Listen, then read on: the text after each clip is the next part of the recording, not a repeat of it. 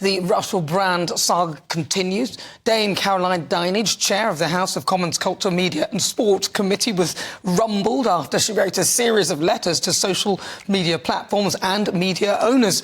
And one such platform was Rumble, where she stated she was concerned that Russell Brand could profit from his content and was ultimately calling for him to be demonetised like on YouTube.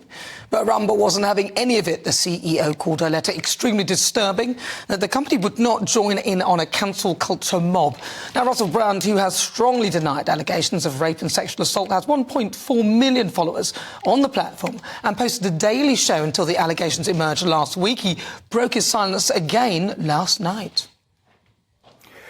By now, you're probably aware that the British government have asked big tech platforms to censor our online content, and that some online platforms have complied with that request.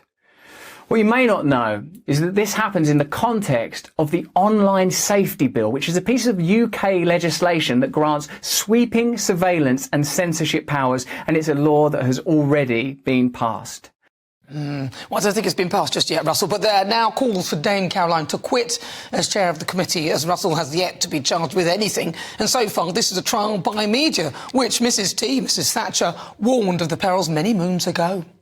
A court of law is the place where you deal with these matters.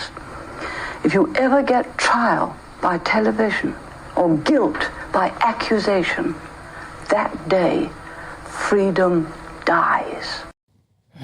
Absolutely prosecute someone if they've broken the law, but the punishment should be meted out in a court of law, not by the court of public opinion, the media or an overzealous MP.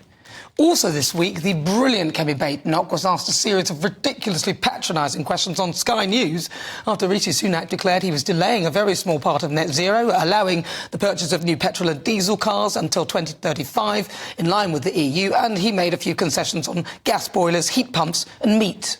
These changes, they don't really help the poorest in society, a lot of people would argue. The poorest in society aren't fretting about when they're going to replace their car with an electric car, because the poorest in society don't drive in this country. The poorest in society are not worried about installing a heat pump. I'm so sorry, but that is a ludicrous statement. If you step outside of London, come to my constituency, you will find the poorest in society drive because they live in a rural area.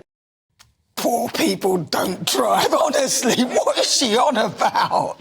And again, this week we had Sir Keir Starmer flip-flopping over Brexit. And today, well, there's even a march for people that just can't let it go. The will of the people now is to rejoin. Even the Daily Express latest polls show that 84% of their readers want to either rejoin or have a second referendum. This is something we have to talk about. The idea and the message that we're sending to politicians as they go into party conference is just that the will of the people is to rejoin the EU and to stop the damage that's happening to our country. I don't know who she's asked, but my star of the week has to be GBNews, which was the most watched news channel on Tuesday and beat Sky News for 3 days in a row. Now, a former BBC boss also speculated that Newsnight, their once flagship show, could be scrapped due to so few viewers. The tide is turning.